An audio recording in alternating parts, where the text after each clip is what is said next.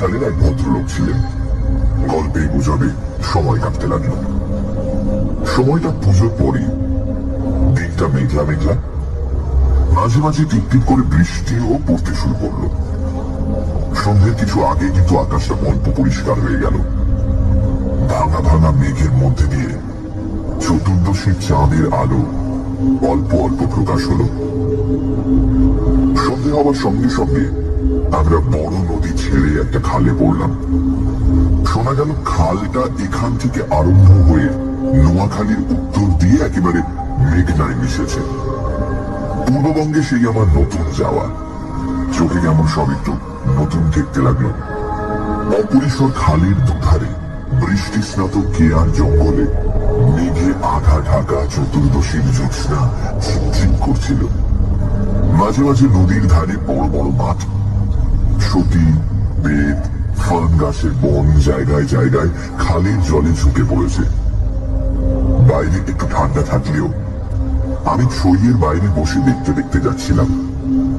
বরিশালের সে অংশটা সুন্দরবনের কাছাকাছি, ছোট ছোট খাল ও নদী চারিধারে।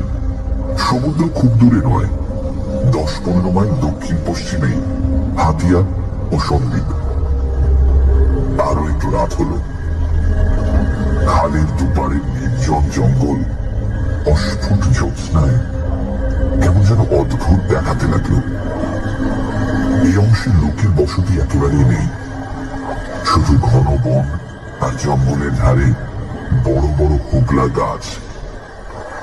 আমার সঙ্গী বললেন, এত রাত্রে আর বাইরে থাকবেন না, আসুন ছইয়ের মধ্যে, এসব জঙ্গলে, বুঝলেন না। তারপর তিনি সুন্দরবনের নানা গল্প করতে লাগলেন। তার এক কাকা নাকি ফরেস্ট ডিপার্টমেন্টে কাজ করতেন। তারই লঞ্চে করে তিনি একবার সুন্দরবনের নানা অংশে বেরিয়েছিলেন। সেই সব গল্প।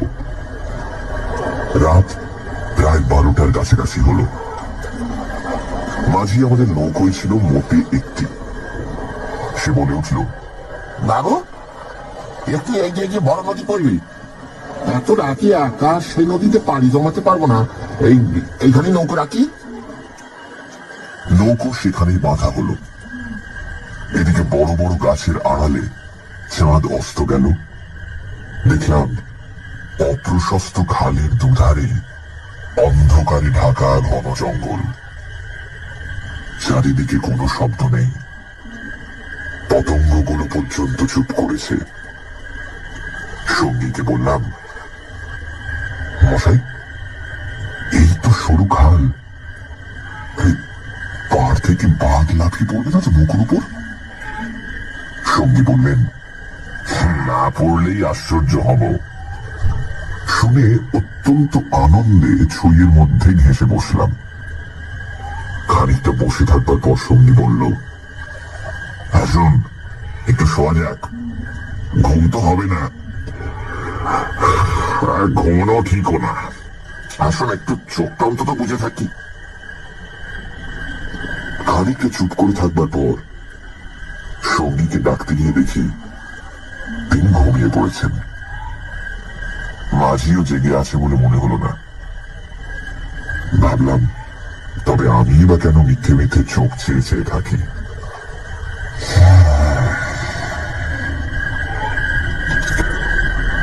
তারপর যা ঘটল সেটি আমার জীবনের এক অদ্ভুত অভিজ্ঞতা। শুতে যাচ্ছি, হঠাৎ আমার কানে গেল অন্ধকার ঘন ঝোপের ওপাশে অনেক দূরে গভীর জঙ্গলের মধ্যে কে যেন কোথায় গ্রামোফোন বাজাচ্ছে। তাড়াতাড়ি উঠে বসলাম। গ্রামোফোন? এই বনে এত রাতে গ্রামোফোন বাজাবে কি? কান পেতে শুনলাম, গ্রামোফোন না, অন্ধকার হিজল হিমতাল গাছগুলো যেখানে খুব ঘন হয়ে আছে সেখান থেকে কারা যেন উচ্চ কণ্ঠে আত্মকরুণ সুরে কি যেন বলছে। খানিকটা শুনে মনে হলো সেটা একাধিক লোকের সমবেত কণ্ঠস্বর। প্রতিবেশীর তেতলার ছাদে গ্রামোফোন বাজলে যেমন খানিকটা স্পষ্ট খানিকটা অস্পষ্ট, অথচ বেশ একটা একটানা সুরের ঢেউ বেশি কানে পৌঁছল। কেউ অনেকটা সেইভাবে মনে হলো যেন কতগুলো অস্পষ্ট বাংলা ভাষার শব্দ কানে গেল, কিন্তু ধরতে পারা গেল না কথাগুলো কি। শব্দটা মাত্র মিনিট খানিক স্থায়ী হলো, তারপরে অন্ধকার বনভূমি যেমন নিস্তব্ধ ছিল আবার তেমনি নিস্তব্ধ হয়ে গেল। তাড়াতাড়ি ছইয়ের বাইরে এলাম। চারিপাশের অন্ধকার ঝিলের বিচির মতন কালো, বনভূমি নীরব, শুধু নৌকোর তলায় ভাটার জল কলকল করে বাঁধছে, আর শেষ রাতের বাতাসে জলের ধারে কেয়া ঝোপে এক ধরনের অস্পষ্ট শব্দ হচ্ছে। পাড় থেকে দূরে হিজল গাছের কালো গুঁড়িগুলোর অন্ধকারে এক অদ্ভুত চেহারা হয়েছে। ভাবলাম সঙ্গীতের ডেকে তুলি, আবার ভাবলাম বেচারিটা ঘুমোচ্ছে, ডেকে কি হবে, তার চেয়ে বরং নিজে জেগে বসে থাকি। দাঁড়িয়ে দাঁড়িয়ে একটা সিগারেট ধরালাম, তারপর আবার ছইয়ের মধ্যে ঢুকতে যাব এমন সময় সেই অন্ধকারে ঢাকা বিশাল বনভূমির কোন অংশ থেকে সুস্পষ্ট উচ্চ আর্ত করুণ কণ্ঠের মতো তীক্ষ্ণ স্বর তীরের মতন জমাট অন্ধকারের বুক চিরে আকাশে উঠল।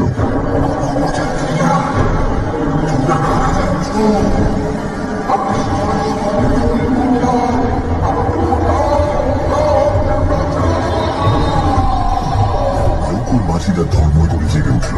আমি সঙ্গীকে ডাকলাম, মশাই উঠুন উঠুন, আরে উঠুন। মাঝি আমার কাছে ঘেসে এলো, ভয়ে তার গলার স্বর ছিল। বললে, আল্লাহ আল্লাহ, শুনতে পেয়েছেন বাবু, শুনতে পেয়েছেন আপনি? সঙ্গী উঠে জিজ্ঞাসা করলো, কি মশাই ডাকলেন কেন, কোনো জানোয়ার টানোয়ার নাকি?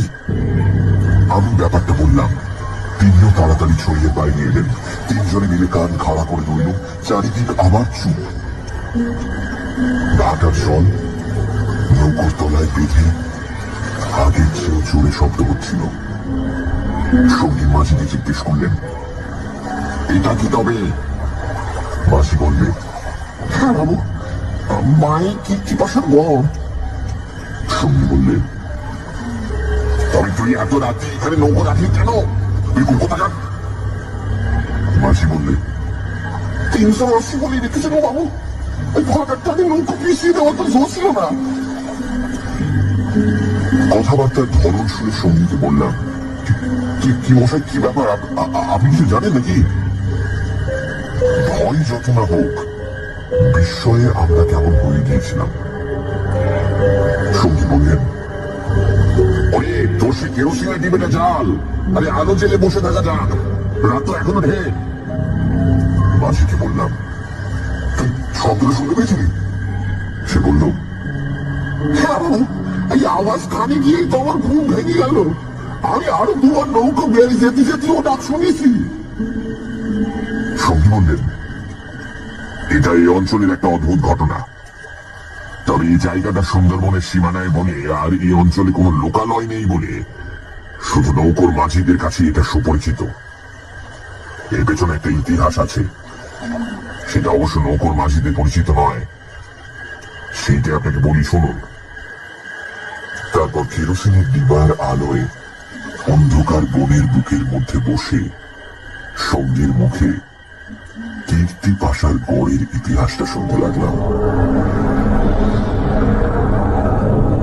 300 বছর আগের কথা। মনিম খাঁ তখন গৌড়ের সুবেদার। এই অঞ্চলে তখন 12 ভূঁইয়ার 2 প্রতাপশালী ভূঁইয়া, রাজা রামচন্দ্র রায় ও ঈসা খান মাস্টাবে আলীর খুব প্রতাপ। মেঘনার মোহনার বাহির সমুদ্র, যাকে এখন সন্দীপ চ্যানেল বলে, সেখানে তখন মগ আর পর্তুগিজ জলদস্যুরা শিকারের খোঁজে ওত পেতে বসে থাকত। সে সময় এখানে এরকম জঙ্গল ছিল না। এই সমস্ত জায়গা কীর্তি রায়ের অধিকারে ছিল। এইখানে তার এক সুদৃঢ় দুর্গ ছিল। মগ জলদস্যুদের সঙ্গে তিনি অনেকবার লড়েছিলেন। তার অধীনে সৈন্য সামন্ত, কামান, যুদ্ধের পোশাক সবই ছিল। সন্দীপ তখন ছিল পর্তুগিজ জলদস্যুদের প্রধান আড্ডা। এদের আক্রমণ থেকে আত্মরক্ষা করবার জন্য এই অঞ্চলের সকল জমিদারকেই সৈন্যদল দৃঢ় করে গড়তে হতো। এই বনের পশ্চিম ধার দিয়ে তখন আরেকটা খাল বড় নদীতে পড়ত। বনের মধ্যে তার চিহ্ন এখনো আছে। কীর্তি রায় অত্যন্ত অত্যাচারী এবং দুর্ধর্ষ জমিদার ছিলেন। তার রাজ্যে এমন সুন্দর মেয়ে কমই ছিল যে তার অন্তঃপুরে একবার না ঢুকেছে। তাছাড়া তিনি নিজেও এক প্রকার জলদস্যুই ছিলেন। তার নিজের অনেকগুলো বড় ছিপ অর্থাৎ ছোট নৌকো ছিল। কীর্তি রায়ের পাশের জমিদারি ছিল কীর্তি রায়ের বন্ধুর। এরা ছিলেন চন্দ্রদ্বীপের রাজা রামচন্দ্র রায়ের পত্তনিদার। অবশ্য সে সময় অনেক পত্তনিদারের ক্ষমতা এখনকার স্বাধীন রাজাদের চেয়ে বেশি ছিল। কীর্তি রায়ের বন্ধু মারা গেলে তার তরুণ বয়স্ক পুত্র নরনারায়ণ রায় পিতার জমিদারির ভার পান। নরনারায়ণ তখন সবে যৌবনে পদার্পণ করেছেন। অত্যন্ত সুপুরুষ, বীর এবং শক্তিমান।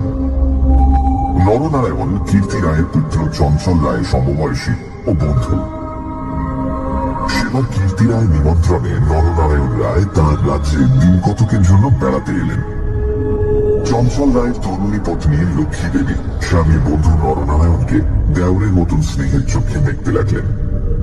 দু একদিনের মধ্যেই কিন্তু সে স্নেহের চোটে নরনারায়ণকে বিব্রত হয়ে উঠতে হল। নরনারায়ণ রায় তরুণ বয়স্ক হলেও একটু গম্ভীর প্রকৃতির।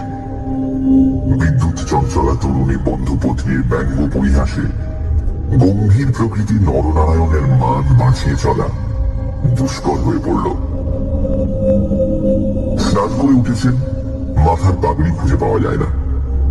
নানা জায়গায় খুঁজে হয়রান হয়ে তার আশা ছেড়ে দিয়ে বসে আছেন।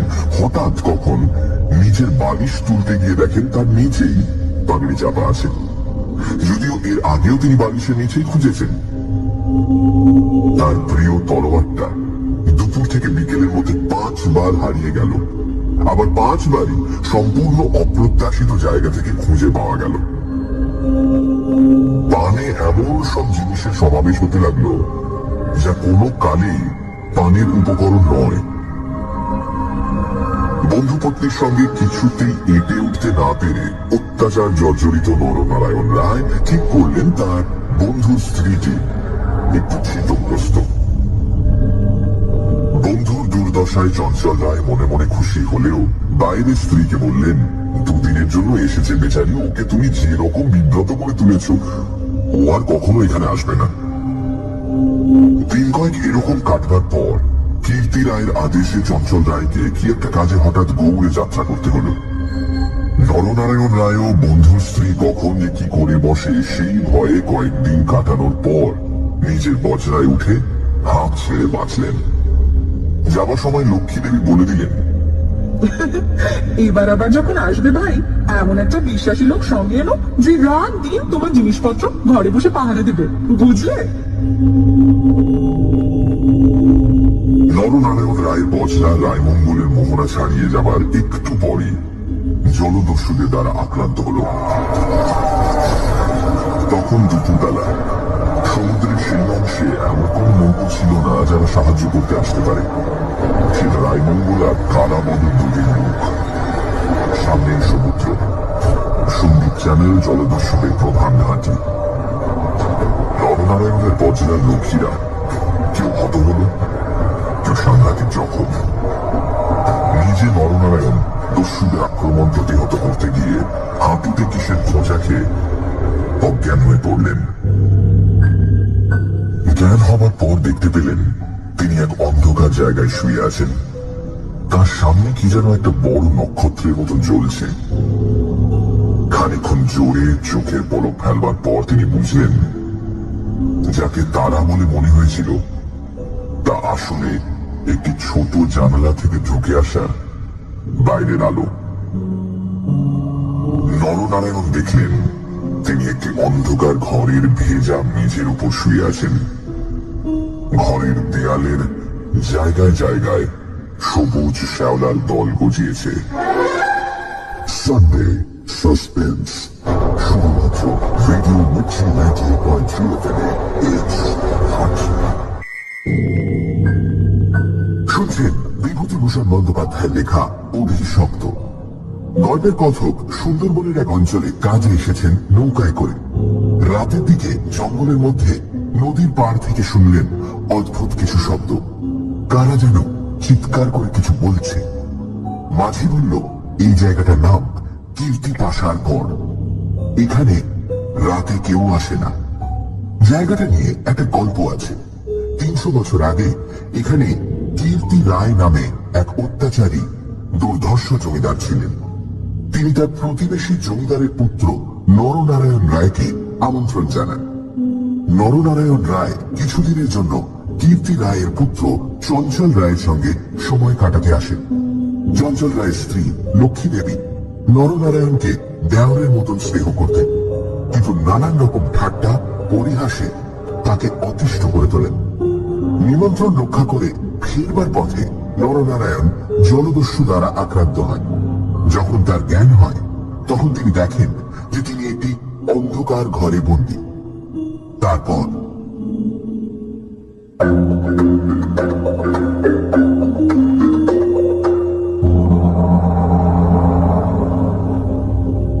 আরো কদিন আরো কটা রাত কেটে গেল। কেউ তার জন্য কোনো খাবার আনলো না। তিনি বুঝলেন যারা তাকে এখানে এনেছে তাকে না খেতে দিয়ে মেরে ফেলাই তাদের উদ্দেশ্য। মৃত্যু, সামনে নির্মম মৃত্যু। সেদিনটাও কেটে গেল।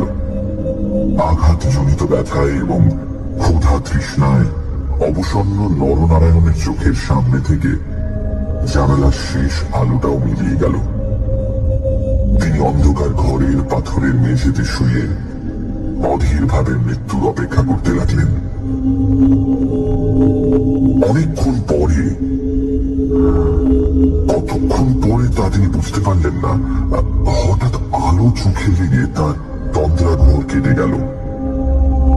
বিস্মিত নরনারায়ণ চোখ মেলে দেখলেন তার সামনে প্রদীপ হাতে দাঁড়িয়ে তার বন্ধু স্ত্রী লক্ষ্মী দেবী।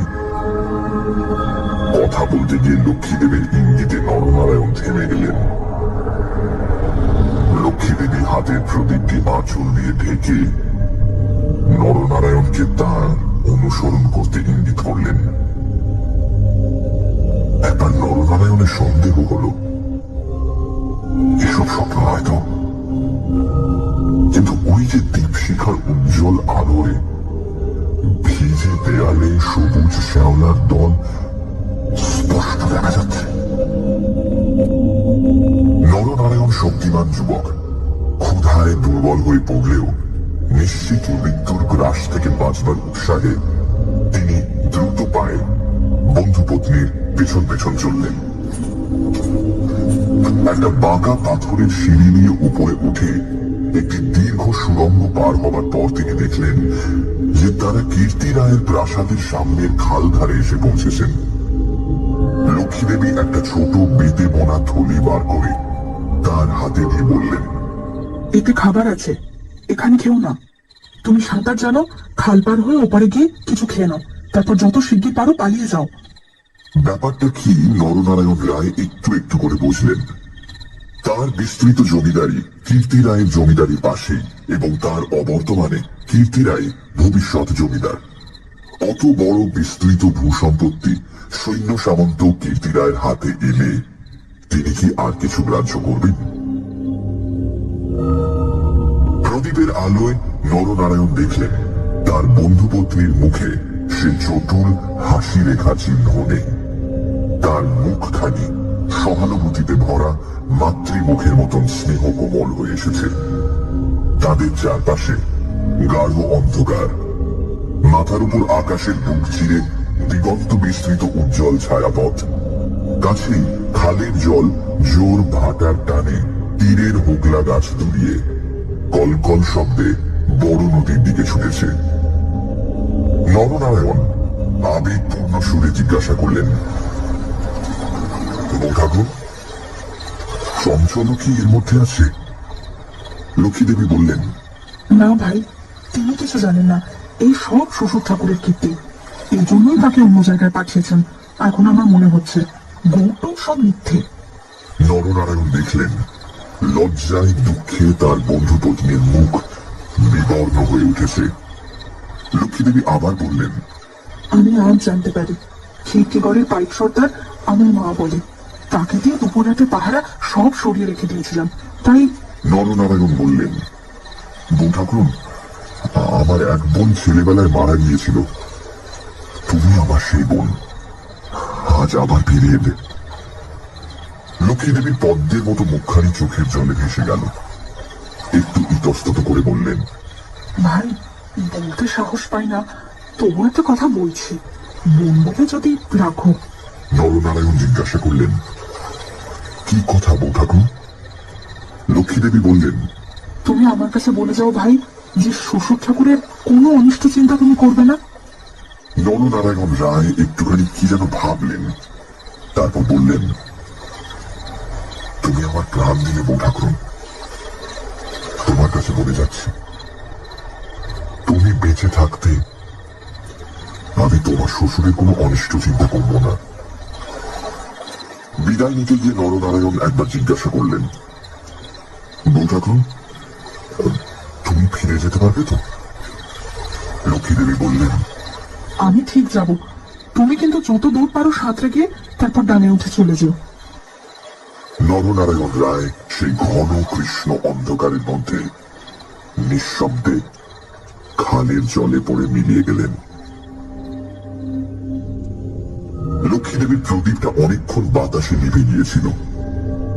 তিনি অন্ধকারের মধ্যে দিয়ে শ্বশুরের গড়ের দিকে ফিরলেন। একটু দূরে গিয়েই তিনি দেখতে পেলেন পাশের ছোট খালটায় দুখানা ছিপ মশালের আলোয় সজ্জিত হচ্ছে। ভয়ে তার বুকের রক্ত জমে গেল। সর্বনাশ! এরা কি তবে জানতে পেরেছে? দ্রুত পায়ে অগ্রসর হয়ে গুপ্ত সুড়ঙ্গের মুখে এসে তিনি দেখলেন সুড়ঙ্গের পথ খোলাই আছে। তিনি তাড়াতাড়ি সুড়ঙ্গের মধ্যে ঢুকে পড়লেন। কীর্তি রায় বুঝতেন নিজের হাতের আঙুলও যদি বিষাক্ত হয়ে ওঠে তো তাকে কেটে ফেলাই সমস্ত শরীরের পক্ষে মঙ্গল। পরদিন আবার দিনের আলো ফুটে উঠল, কিন্তু লক্ষ্মী দেবীকে আর কোনোদিন কেউ দেখেনি। রাতের হিংস্র অন্ধকার তাকে গ্রাস করে ফেলেছিল। নরনারায়ণ রায় নিজের রাজধানীতে বসে সব শুনলেন। গুপ্ত সুড়ঙ্গের দুধারের মুখ বন্ধ করে কীর্তি রায় তার পুত্রবধূর শ্বাসরোধ করে তাকে হত্যা করেছেন। শুনে তিনি চুপ করে রইলেন। এর কিছুদিন পরে তার কানে গেল বাসন্তার লক্ষণ রায়ের মেয়ের সঙ্গে খুব তাড়াতাড়ি চঞ্চলের বিয়ে। সেদিন রাতে চাঁদ ওঠার পর নিজের প্রাসাদের ছাদে বেড়াতে বেড়াতে চারিদিকের শুভ্র সুন্দর আলোর সাগরের দিকে দৃষ্টিপাত করে দৃঢ় চিত্ত নরনারায়ণ রায়েরও চোখের পাতা যেন ভেসে উঠল। তার মনে হলো তার অভাগিনী বউ ঠাকুরানীর চোখের দুষ্টু হাসিটি তারায় তারায় নবপল্লিকার মতো ফুটে উঠেছে। নরনারায়ণ রায়ের পূর্বপুরুষেরা ছিলেন দুর্ধর্ষ দস্যু। আঘাত পূর্বপুরুষের সেই বর্বর রক্ত নরনারায়ণের ধমনীতে নেচে উঠল। তিনি মনে মনে বললেন, আমার অপমান আমি একরকম ভুলেছিলাম বউ ঠাকুর, কিন্তু তোমার অপমান আমি সহ্য করব না কখনোই।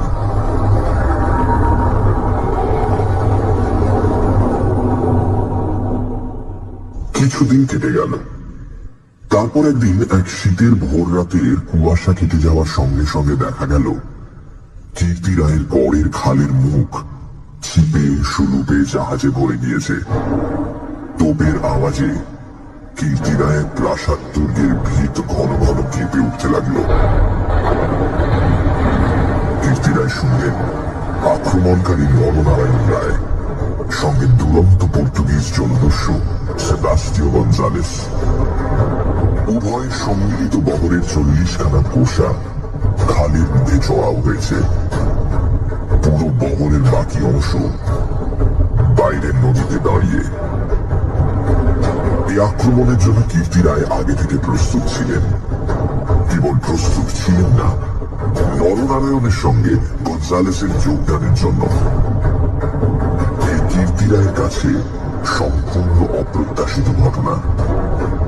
তাহলেও কীর্তি রায়ের ঘর থেকেও তোপ চলল। গঞ্জালেস সুদক্ষ নৌবীর। তার পরিচালনে 10খানা সুরুপ চড়া ঘুরে গড়ের পাশের ছোট খালে ঢুকতে গিয়ে কীর্তি রায়ের নৌবাহিনীর এক অংশ দ্বারা বাধা প্রাপ্ত হল।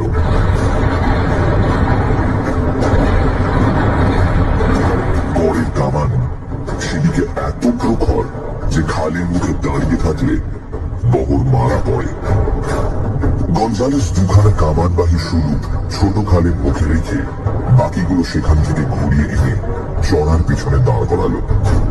গঞ্জালেসের অধীনস্থ অন্যতম জলদস্যু মাইকেল রোজারিও ডি ভেগা এই ছোট বহর খালের মধ্যে ঢুকিয়ে গড়ের পশ্চিম দিক আক্রমণ করবার জন্য তৈরি হল। অতর্কিত আক্রমণে কীর্তি রায়ের নৌবাহিনী শত্রু বহর দ্বারা ছিপিয়াটা বোতলের মতন খালের মধ্যেই আটকে গেল। বাইরের বড় নদীতে গিয়ে যুদ্ধ দেবার মতন ক্ষমতা তাদের আদৌ রইল না। তবুও তাদের বিক্রমে রোজারিও অনেকক্ষণ পর্যন্ত কিছু করে উঠতে পারলেন না। কীর্তি রায়ের নৌবহর দুর্বল ছিল না।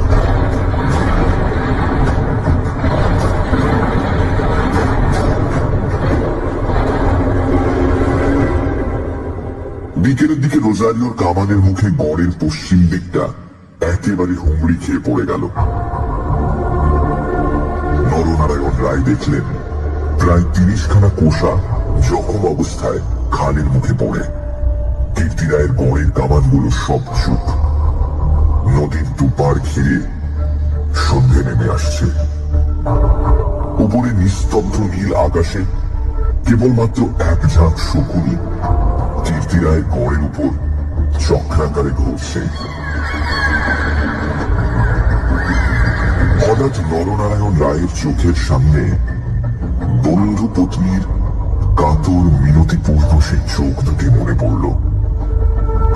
তীব্র অনুশোচনায় তার মন তখনই ভরে উঠল। তিনি করেছেন কি? এইরকম করে কি তিনি তার স্নেহময় প্রাণদাত্রীর শেষ অনুরোধ রাখতে এসেছেন? নরনারায়ণ রায় হুকুম জারি করলেন, কীর্তি রায়ের পরিবারের এক প্রাণীরও যেন প্রাণহানি না হয়। একটু পরেই সংবাদ এলো গড়ের মধ্যে কেউ নেই। নরনারায়ণ রায় বিস্মিত হলেন। তিনি তক্ষুনি নিজে গড়ের মধ্যে ঢুকলেন। তিনি এবং গঞ্জালেস গড়ের সমস্ত অংশ তন্ন তন্ন করে খুঁজলেন। দেখলেন সত্যি কেউ নেই। পর্তুগিজ বহরের লোকেরা গড়ের মধ্যে লুটপাট করতে গিয়ে দেখলেন মূল্যবান জিনিসপত্র বড় কিছু নেই।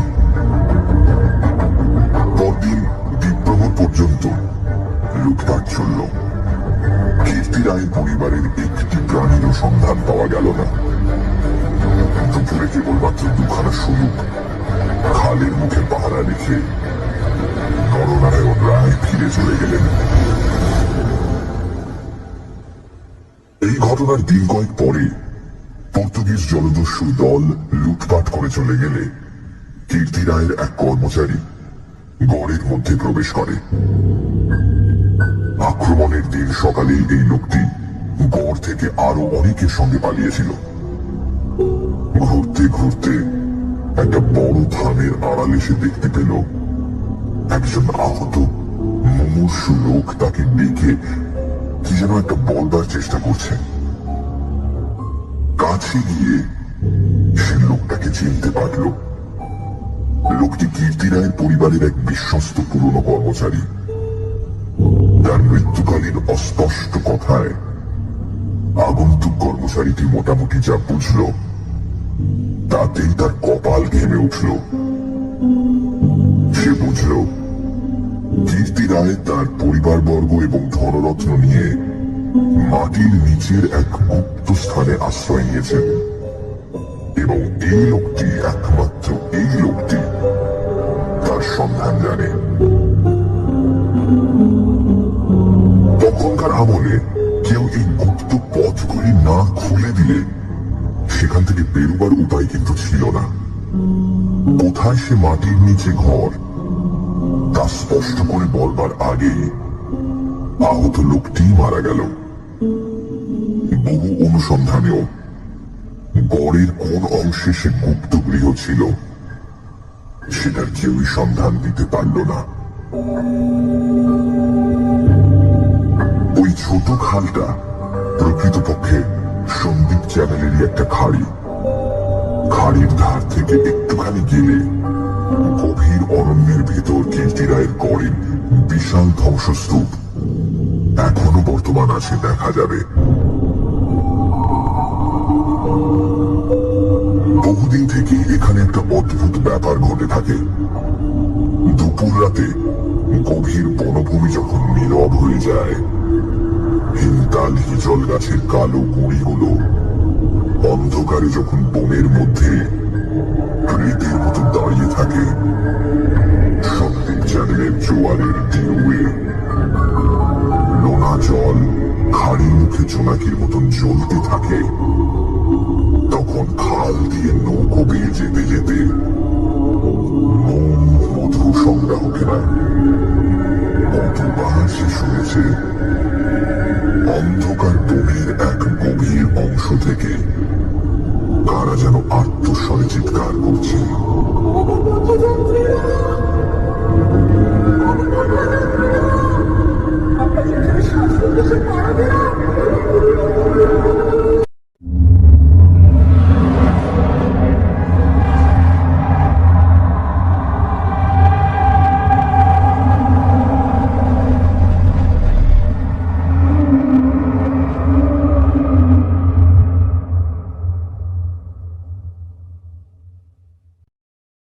thank you